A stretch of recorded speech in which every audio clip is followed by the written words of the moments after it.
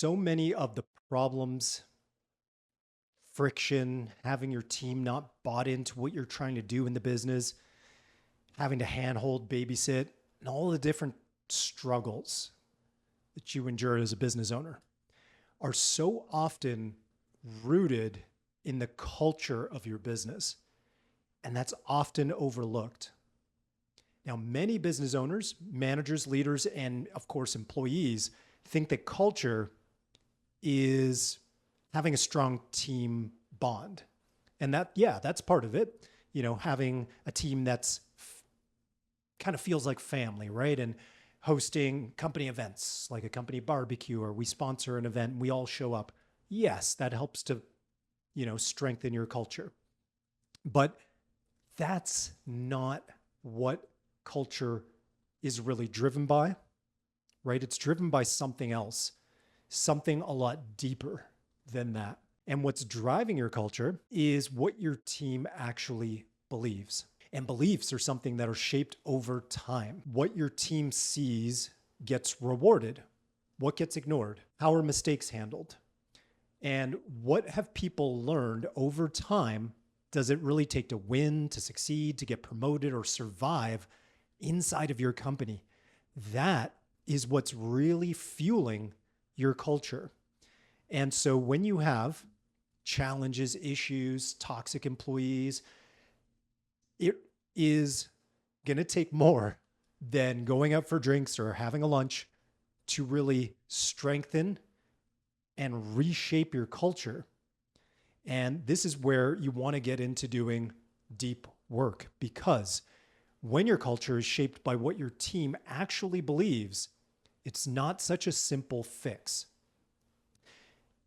And this is why we focus on building a strong culture as approaching it like installing a system in the business. This is so important that it's actually the second system inside of our growth engine. And it comes right after freedom first, right? So once you've reclaimed ownership of your business and you have more freedom to step into a leadership seat, you've got to take a hands-on approach with really starting to shape the culture that you want for your business. Now, there is a psychiatrist who developed a framework about 40 years ago where he actually uncovered what really drives culture, and his name's Edgar Schein. Now, the way he breaks this down is in a pyramid with 3 layers, but I actually like to look at it like an iceberg. It's a much easier way to remember it and to communicate this to your team. So you think about an iceberg, and it's got 3 layers. You've got what's at the tip of the iceberg, just above the water, above the surface, and then what's below the surface, right? There's a lot more iceberg below the water, down in the depths. Now, when we think about that iceberg, the tip of the iceberg is what everybody sees and what everybody notices. It's the really obvious stuff. Now, this is how people dress, when they show up, are they on time? Do they leave a job site clean, messy, or is the showroom, really immaculate, right? This is the really obvious stuff. Shows how professional you are, how the personality and the vibe of the business, right? This is what is really obvious. And generally in good businesses, this really doesn't need that much time or attention. Now, what's just above the surface of the water is what we say, right? Now, what we say and what we do are often very different, right? So these are things like what's on our website, in our employee handbook, what we tell our customers or each other, right? We value safety. We're a strong family-oriented team. We believe in quality above everything else. Our customers come first, right? These are the things that we say. Often there's a discrepancy between what we say and what's actually happening, and then what we actually believe and what we're demonstrating through our actions. But we'll get into that a little deeper in a moment. Now, below the surface of the iceberg, now that's what we really believe. That's what's really actually running the show. And this is the lived experience of your team. Every day they come into work, they put in the time, they put in the reps, and everything that happens inside of your business causes them to form beliefs over time. Some of these things they're aware of and other things they're not, right? They kind of are definitely underlying, subconscious things, but it's still going to run the show. Now, what are these things that I'm talking about? This is like mistakes will get you fired, or don't make waves, or you pull your weight, you go above and beyond sometimes, but you never really get recognized or awarded for that. Well, what's the point, right? Or it could be that only the boss's favorites actually get ahead, right?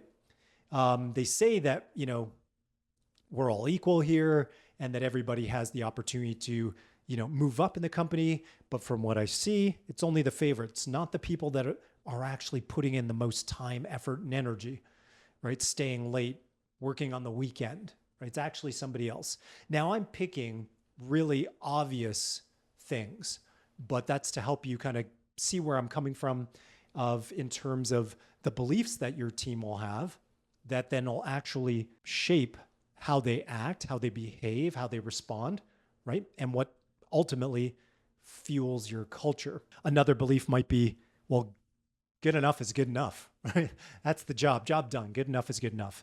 Even though we say quality above all, right? The belief that the team might have is, well, we only get paid X, so good enough is good enough. And you might not know that these are the actual beliefs of your team. So here's the problem.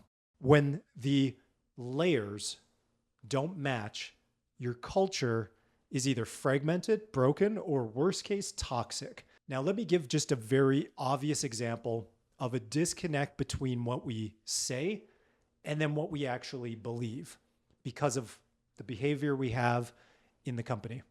So we might say safety is number one, right? Everybody's got to be safe, employee-wise, and we really care about that, and that's the highest priority. But then we see people rushing, skipping steps, taking risks because we got to get things out the door fast and we're behind. The belief then that the team really holds is speed matters more than safety. So that's just a really obvious example, right? But I want you to start to begin to think about things in this way that, hey, wait, this is a culture problem. And it always starts at layer 3. So when you're thinking about the iceberg, it always starts down in the depths because what people really believe controls what they do and how they act. All right, guys, so that's it. I wanted to just share this with you because it was top of mind. We recently did a live training on one of our group coaching calls where we went through an exercise to really have the business owners be able to see what's really the underlying beliefs of their team, what's really driving the behavior. Why are we having the problems that we're having and how do we overcome those problems? And so if you want access to the workbook that we did on that live training with our group coaching clients, you can access that in the show notes or down in the description below this episode. It'll take maybe 10, 15 minutes for you to be able to go through it, but it's super powerful.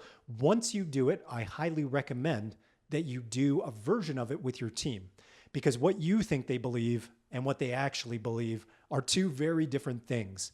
But I think it's always a great place to start for you to do the work first, for you to start to assess, where is that gap? How do I think the team sees things?